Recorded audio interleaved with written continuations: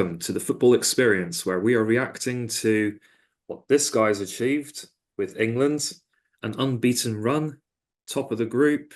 What do you lads think? I'm joined here by Josh Fryer and Jed Davies, same as last episode. What do you think of England's progress so far this Euro tournament? I mean, where do I even begin, to be honest? It's just, it's probably been the most boring group stage I've ever witnessed England play. Well, at least in my lifetime, anyway, I've probably ever witnessed. It's just been lackluster. We haven't really wanted to go forward that many times. We haven't really pressed teams too heavily. It's just been a disappointing start, really. I know we've made it through top of the group stage, but it doesn't feel like it. I don't know. It's a bit of a mixed reaction from me, to be honest. Yeah, that's my sort of initial reaction to it, I'd probably say. Jed, do you think that's too negative or do you agree? Yeah, well, I'll err on the positive side because thinking back to Euro 2021, Gareth used the same tactics very defensively. And I think that he's definitely grinding out the results, which is what you need to do in the group stage and get through. And he's done the job that he was asked to do. It's not been the most interesting attacking football by any means, but the problem was supposed to be the defence at the start of the tournament, but actually been pretty. It's more the tactics forward. I mean, they've created the chances. I see that they put the ball in the back of the net just against Slovenia, but it's ruled out. But you've got to think everybody wants this team to do like so well. The expectations are so high for England, but maybe the roof's too high. Maybe they're expecting too much. But they've done the job now. Now they need to go out and play against these bigger teams, and they need to be more.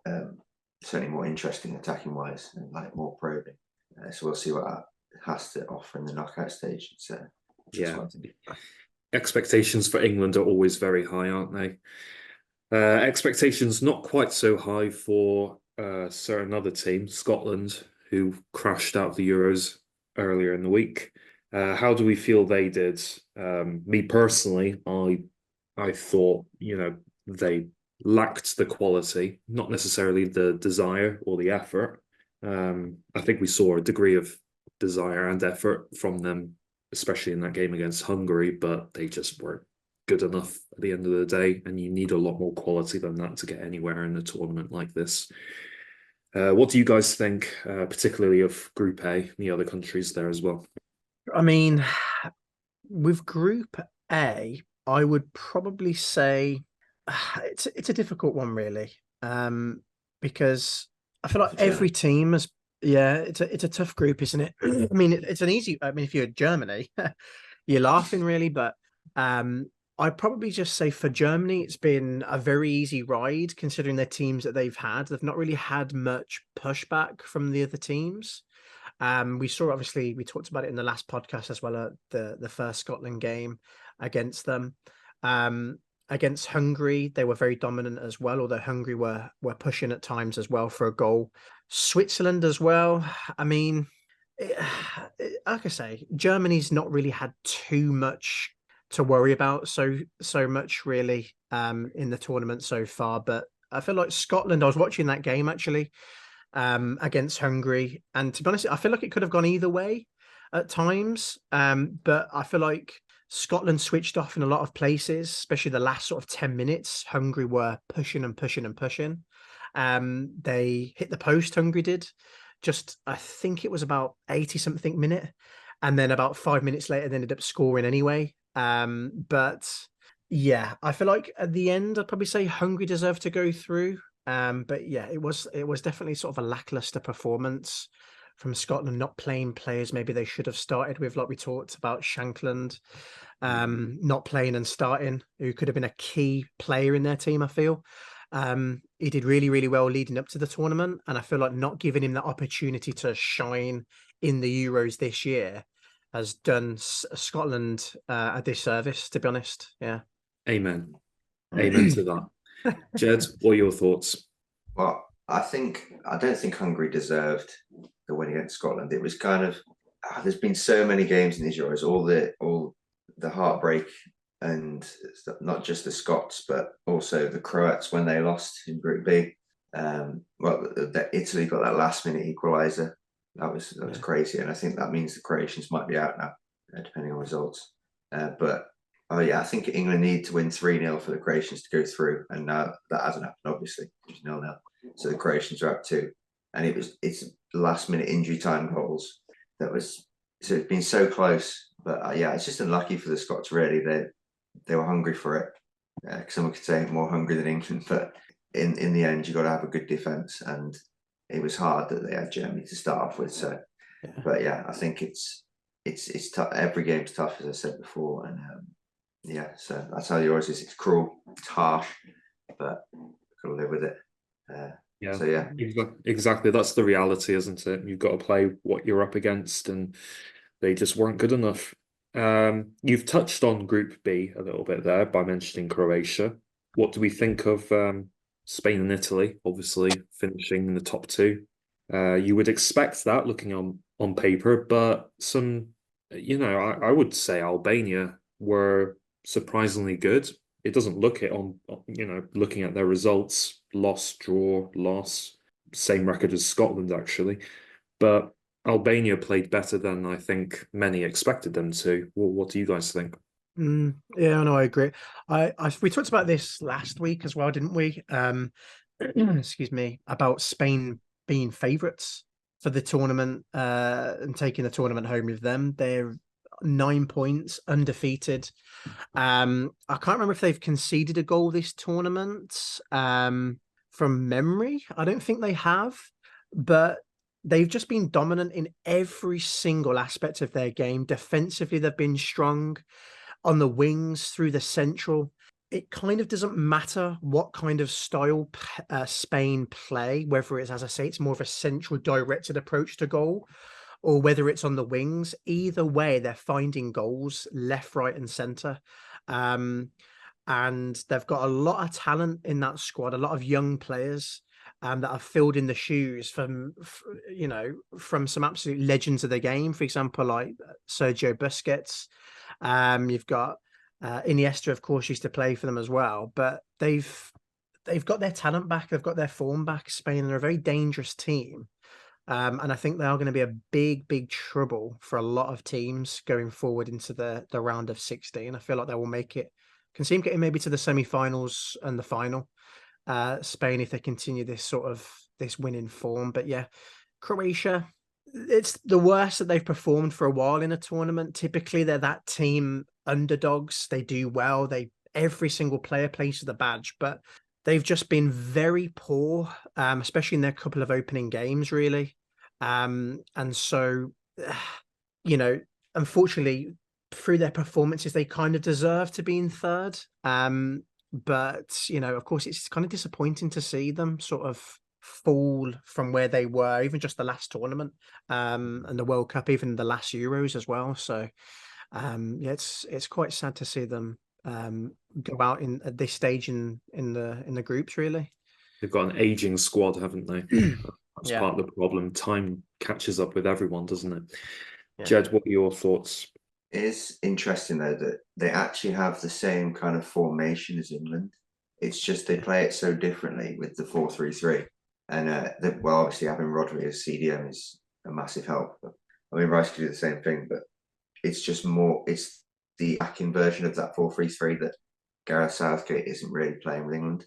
So, and we see just with slight tweaks, it's like different players in those positions, that formation is like lethal. The way the Spanish have ripped apart everyone, and even with their B team, they beat Albania. So, and they're not, and Spain aren't afraid to use their other players because they were through the group already, but so were England pretty much, and they changed the players up and they're all performing. So it just shows the levels of confidence that Spain have, and maybe they're more free flowing. But yeah, Croatia. I was watching the Croatia-Italy game, and Croatia thought, well, with that Luka Modric goal, they could have been through. But Italy hit their last-minute winner. That was incredible scenes from Zaccagni. And yeah, so that's what I think about Group B. That Spain and Italy will do well. I don't think Italy will win it again before, No. but Spain definitely favourites. It's hard to imagine, but never say never. Anything's possible in football at the end of the day. Mhm.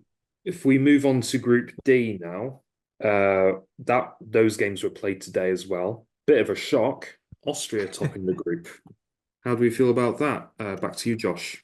Um, Again, I watched the game earlier, just before the England game. And I don't know whether it was just because France kind of knew they were through to the next round anyway, regardless, that they just couldn't, it just almost felt like they just couldn't be bothered to play football.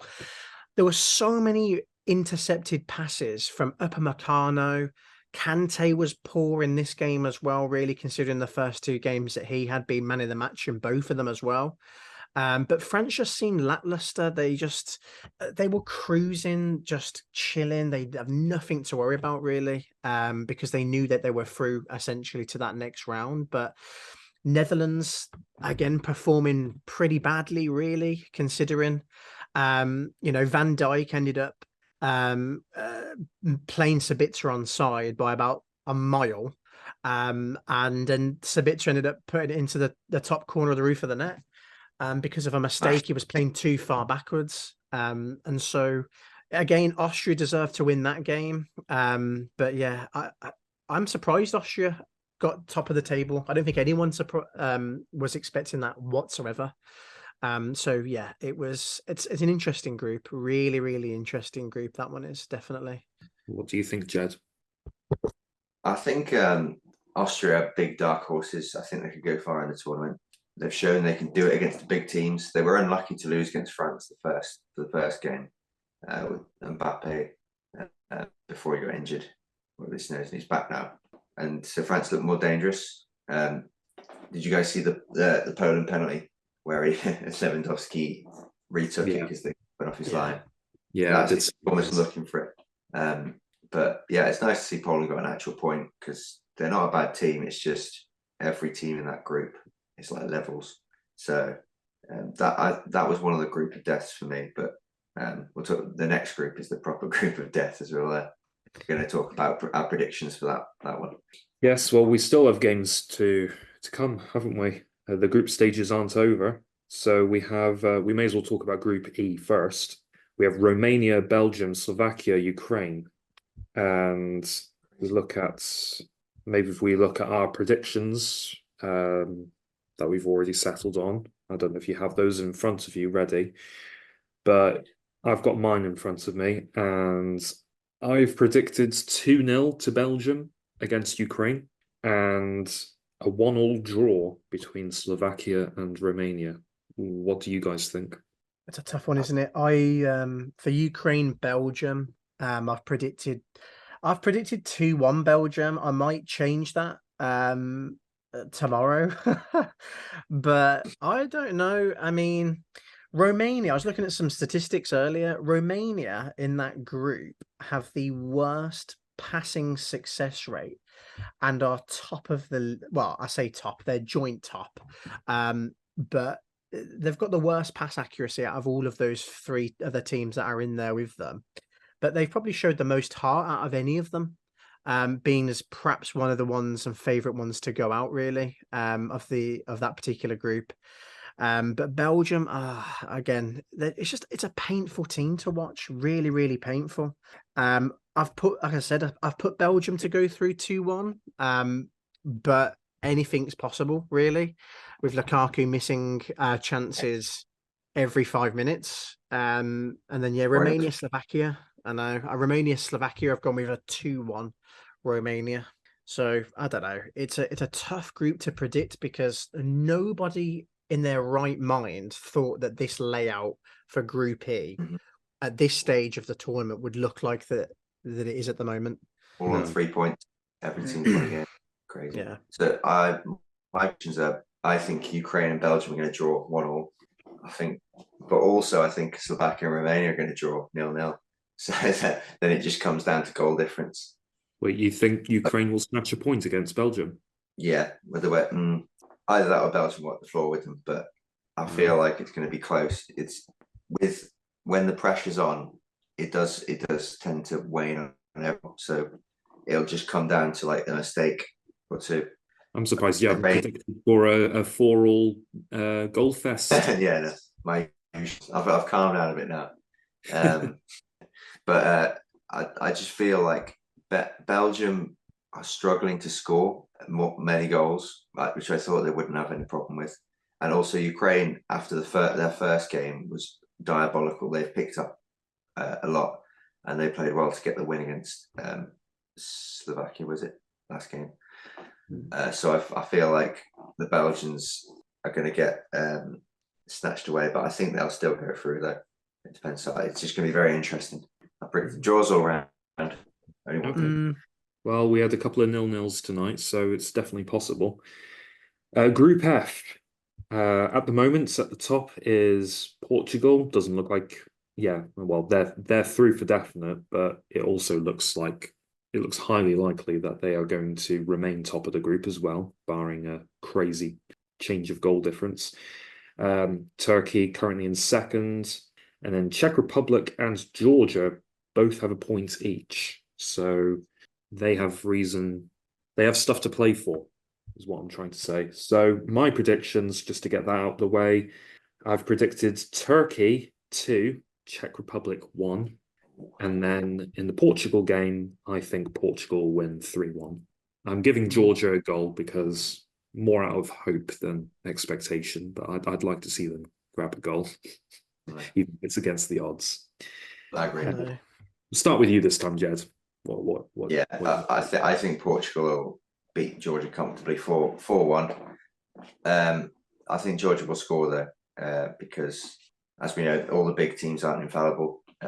But I can't really see, unless Portugal put out a weaker side, then Georgia might have a chance. Again, Czech Republic, Turkey, I can't really call it between them. I think it'll be 2-2, maybe 1-1. But again, it's difficult to call that one because they both played well. But Turkey obviously having the victory and then Czech Republic drawing is the difference.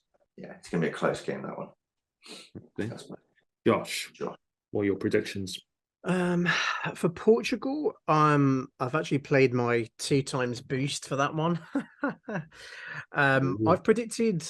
I kind of agree with what Jed said in the sense where if Portugal play a weaker team like Spain, I think it was, they ended up changing before the whistle of the game. They ended up making 9 changes, if I'm not mistaken, to their starting lineup before the game kicked off. And so anything's possible in this tournament. They're guaranteed to go through, like you say, but if they do play a strong team, I've predicted that they'll go through 3-0, to be honest. I don't feel like Georgia will be able to stop the attacking presence that Portugal have. Rafael Leao, very sort of big, tall, physical player. Got Ronaldo, obviously, legend of the game, can do anything at any time. Bernardo Silva, playmaker in the midfield with Bruno Fernandes. So they've got a very strong team, Portugal, if they do play their main one. But for Turkey and Czech, I've gone with a 2-1 to Turkey. And I feel like that's a reasonable scoreline. I feel like Turkey have performed well in this tournament.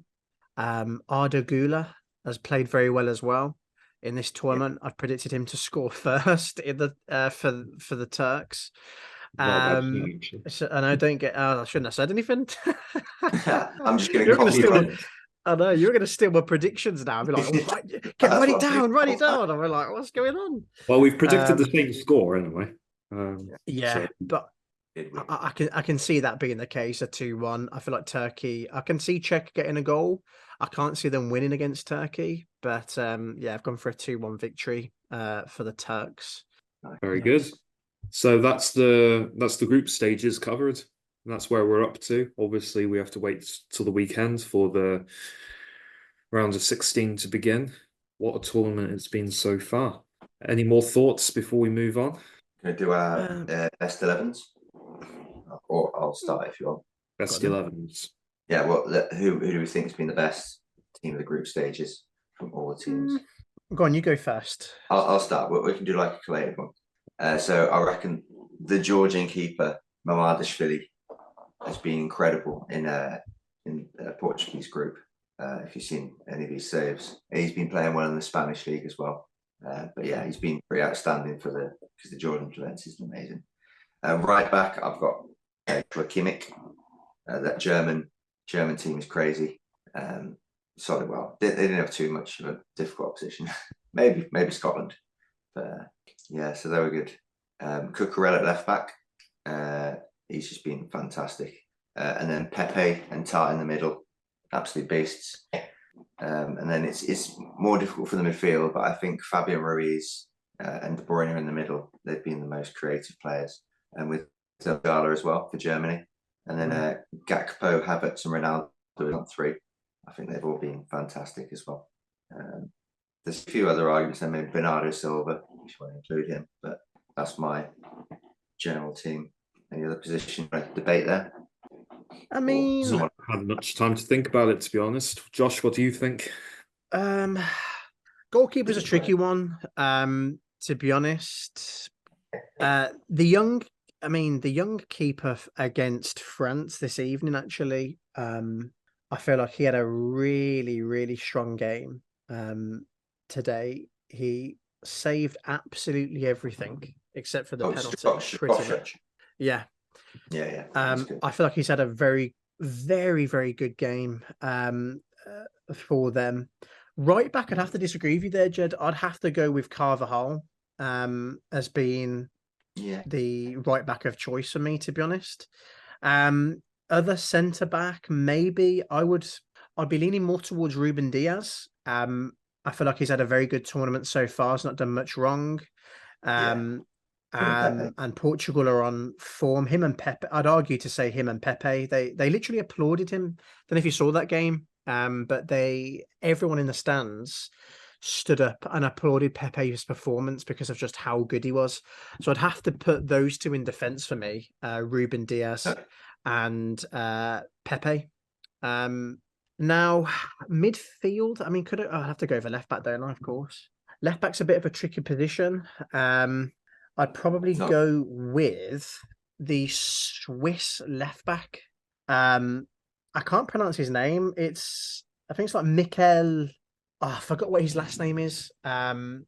I can't remember how you pronounce his last name, but he was really, really good. Abisha. That was it. Yeah.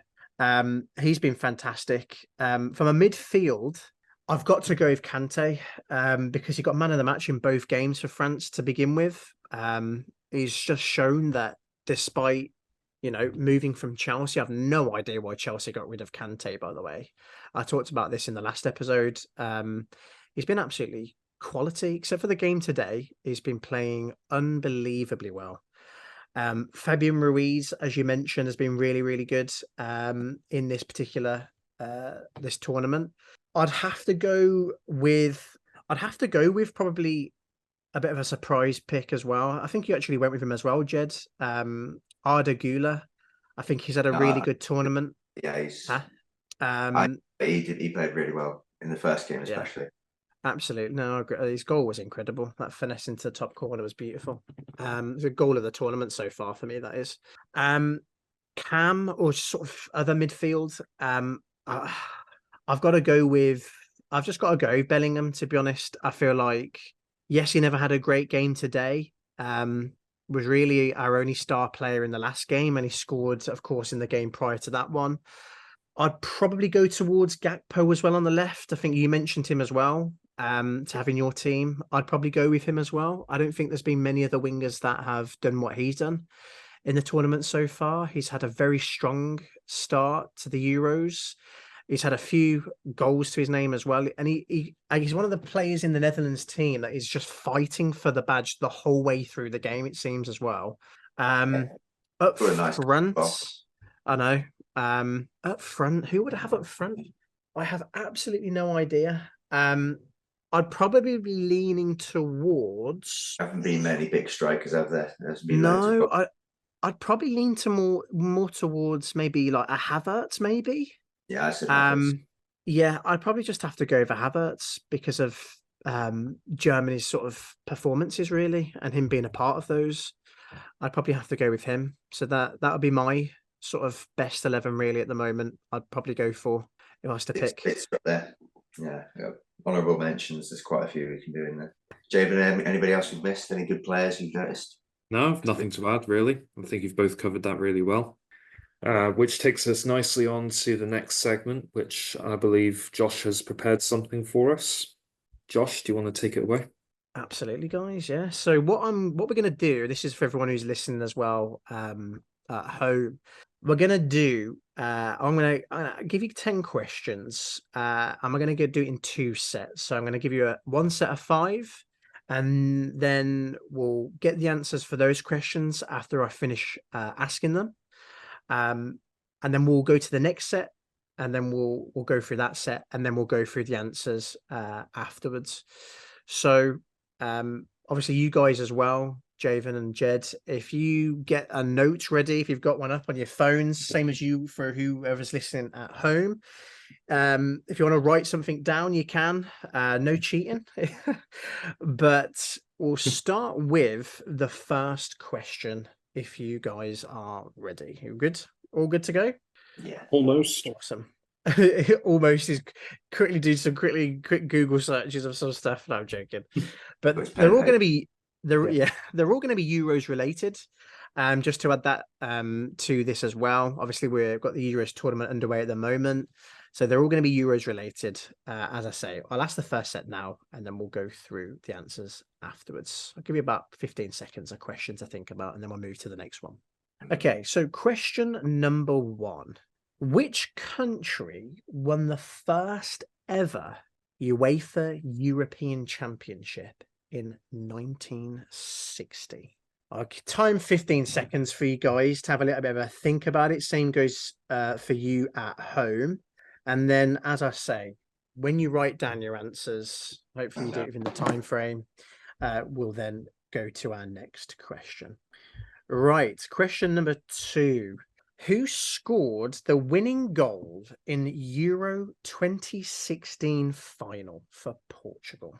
Oh yeah, that's a good. Who scored the winning goal in Euro 2016 final for Portugal? His name sometimes goes under the radar a little bit. I'll give you a little bit of a hint for those at home as well. Right, question number 3. Which player holds the record for the most goals scored in a single European Championship tournament? I'll read that one again. Which player holds the record for the most goals scored in a single European Championship tournament? Bit of a tricky one to think about. It's a good question. Actually. There we go. Pretty tricky, but there we go. Right, we'll move to our next question, which is number 4. Which country hosted Euro 1996? Which country hosted Euro 96? I nearly read the answer then, which wouldn't have been helpful. But which country hosted Euro 1996? Oh, I know. Almost 30 years ago. In there. Hello. There we go. Right, question number 5, and then after this question, we'll go through the first set of answers. Right, question number 5. How many times has Germany won the UEFA European Championship? Couldn't get my words out. How many times has Germany won the UEFA European Championship? Not Europa League. No. Yeah, they've never won the Europa League. Confirm. Get away from my water cat. How could Germany win the European League? Oh dear, Germany's on the national team. European, the Euro. No, what am I talking about? Never mind. All right then, we'll go for the first 5 questions, and we'll start with Javen. What did you go with for your first question? Which country won its first ever UEFA European Championship in 1960? The US SR. In the USA. I thought you said the US. I was like, I don't think they did. It's I know. Jed, who did you go for? I actually went for a different answer. I put the Soviet Union. The Soviet Union. Same thing. Yeah. The correct. Go on. It's Russia. Yeah, the correct answer is Soviet Union, but Yeah. I'll still give you a point, Javen. It's the same thing essentially. The correct answer is the motherland. The motherland, exactly. Oh, Right. Question number 2. What was your answer? We'll start with Jed this time. Who scored the winning goal in Euro 2016 final for Portugal? it was the best Portuguese striker, Eder. Eder. Javen? Same answer. Awesome. Fantastic. Question number 3. Which player, interesting question this one is, which player holds the record for the most goals scored in a single European Championship tournament? You know what? I'm not confident at all with this. I must admit, I'm now thinking of a certain German player, Klose, Closer? who retired not a little while back. I'm wondering if he scored more than I realized. I'm not sure, but I've just gone with who the Golden Boot winner was for the last Euro tournament, and that was Harry Kane. I'm certain that's going to be wrong, but I've gone with Harry Kane. That's what I've written down. Harry Kane, Javen has gone for. Jed, who have you gone for? I'm pretty sure this guy, I think he scored 9 goals and he carried France in 1980 something. And it was Michel Platini. I think it was him, but I'm not 100% sure. Yeah, that is the correct answer. Platini. Wow. Well done, Jed. Fair play. Kane or something. And then I thought, oh yeah, no, he's the 80s guy. That's why Platini is massive. He's exactly. He did score 9 goals. You are right. Yeah. Question number 4 then. Which country hosted the 96 Euros? Is it me? Well, we'll start with Javen. We'll start with Javen this time. No, this is my first, isn't it? It's Jed's turn. Is it? Yeah, Jed. It's good copying me. It was when Gat scored that worldie, and we played Scotland well, but it was in England because I remember it was in Wembley, the final, I think. Yeah. England went. Javen, who did you go for? Germany. The correct answer is England. That's so weird. I genuinely thought that was Germany. No, it was England. Germany got to the final, but I don't know if they won it or not. Well, that comes to the next question. How many times has Germany won the UEFA European Championship? I don't really know, but I've gone with 3 because it sounds like a reasonable number for them to have achieved. Okay, Jed? I've also gone with 3. 3 times. And you are both correct.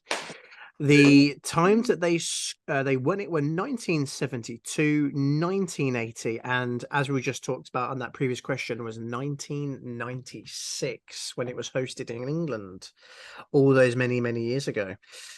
So, very, very nice. Good work, guys. Good work. Right. So that's our first 5 set questions done.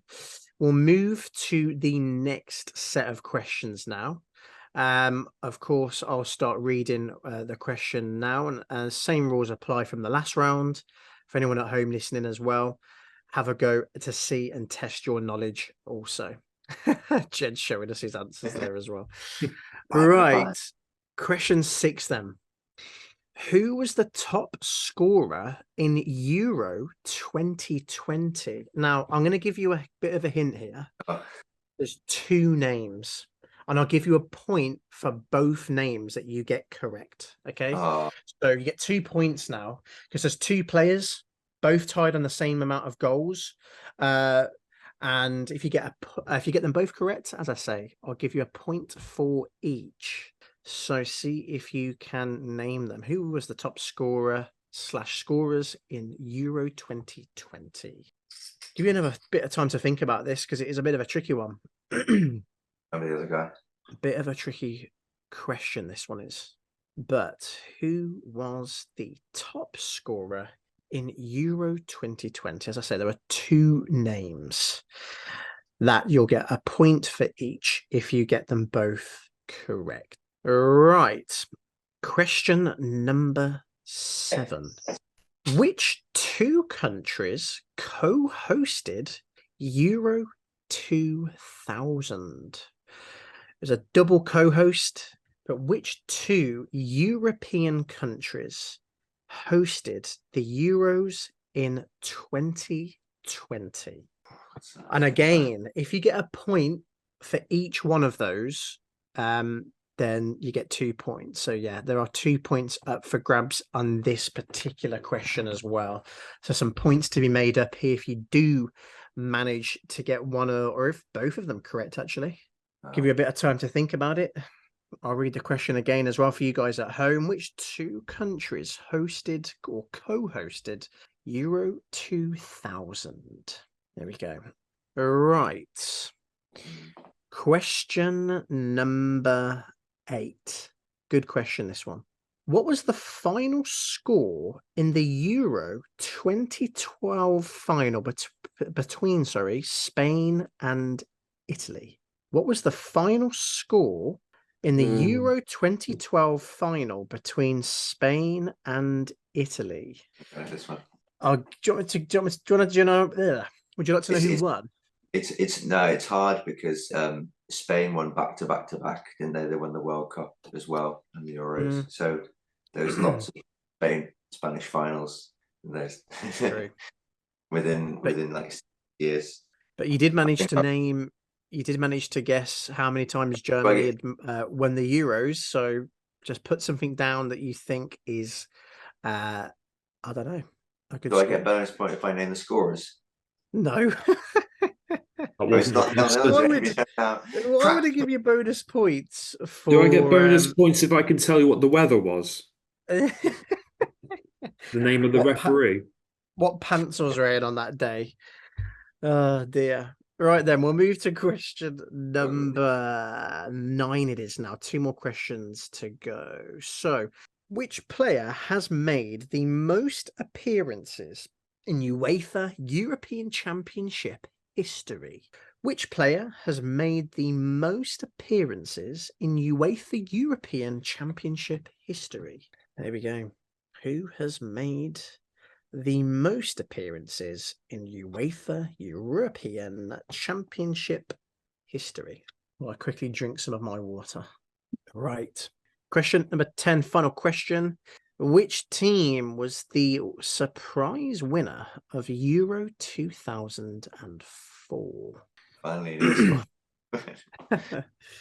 Which team was the surprise winner of Euro 2004, 20 years ago to the year? Excuse me. Right. Let's get our next set of questions answered. Question number 6. So it was asking us who was the top scorer for Euro 2020. What did you go with? Who would like to start? Yeah, Jed, what did you go for? I think it was Kane. I think Javen mentioned it in the last round, and I'm not sure who the other one was. I've guessed Ronaldo. I think it was CR7, but I'm not 100% sure on that one. Okay, Javen. Well, that's given me some slight confidence. I gave the same answers. Oh, very nice.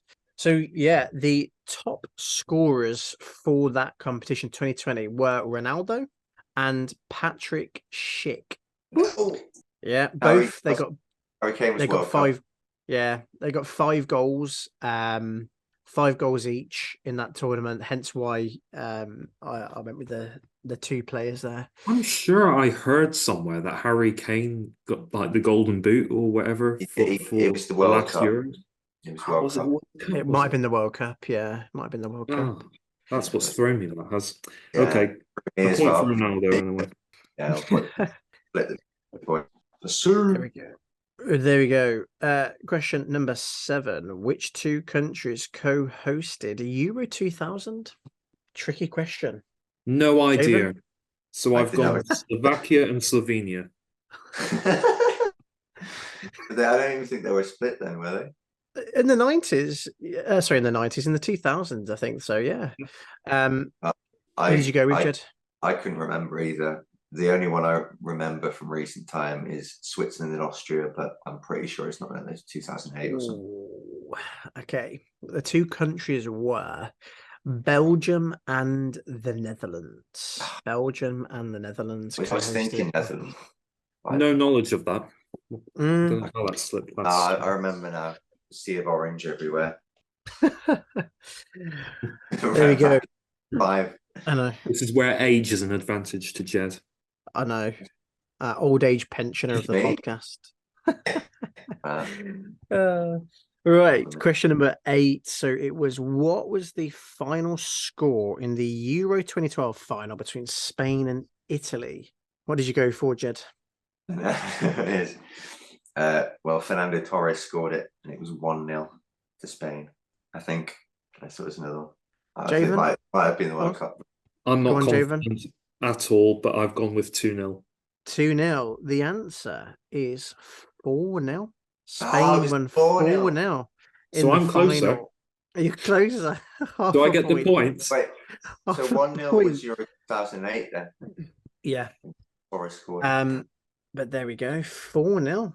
Don't worry, I'm marking it as incorrect. I'm not giving myself being closer than Jed was. There we go. Which player has made the most appearances in UEFA European Championship history? Cristiano Ronaldo. Jed, who did you go for? I had a feeling it was Beckenbauer, but yeah, I think it is Ronaldo. I forgot Ronaldo broke Beckenbauer's record. No, let's have a look. It is Cristiano Ronaldo. Javen takes the points. There we go. Fantastic. No. Clawing back a few points. Okay. Been joined by a feline friend. Question number 10 then, guys. Which team was the surprise winner of Euro 2004? Hellas, Greece. Javen? China. No, Greece. China. After you final answer, I'm joking. The Greece. Of course, yeah, it's Greece. Fantastic. So tally up your points, and for you guys at home as well, tally the points up and calculate which ones or how many you got correct. Jed, how many did you get correct in the end? 7 out of 10. 7 out of 10. Oh, Javen. 1 point in it. 6 out of 10. 6 out of 10. It caught me up for that second round. Woo! I know, it's very close. Really, really close. Obviously, if Javen had got like a double point scoring round there, it'd have tied it, and I'd have probably just gone to a tiebreaker question. Can I just say, though, I was closer to the correct answer with the score in the Spain game. So technically... That's funny. I mean, who was closest with the countries? Actually, Belgium and Netherlands. Switzerland borders, doesn't it? So... Yeah, that's not important. Yeah. We'll move on from that. We'll move on swiftly. But yeah, there we go, guys. That was my just brief little quiz round for you. Bit of history from the Euros. Hopefully you guys, of course, enjoyed that little quiz. But yeah, see how much points you guys got at home. Back to our... And so you can do the tiebreaker if you want. See if Joe can or his way back in it. No, I'm quite happy with that. Thank you, Josh, for that. That was a lot of fun. Hope you all had fun at home as well, or wherever you are listening to this podcast. Congratulations to Jed for his very honourable victory there as well. Please join us again for the next episode of the Football Experience podcast. Almost forgot what it was called there, as we will be discussing more of the progress made in the Euro 2024 competition, and we will be discussing more things to do with football. So please join us for that when the next episode drops. Thank you for listening. Goodbye. Bye-bye. Bye-bye.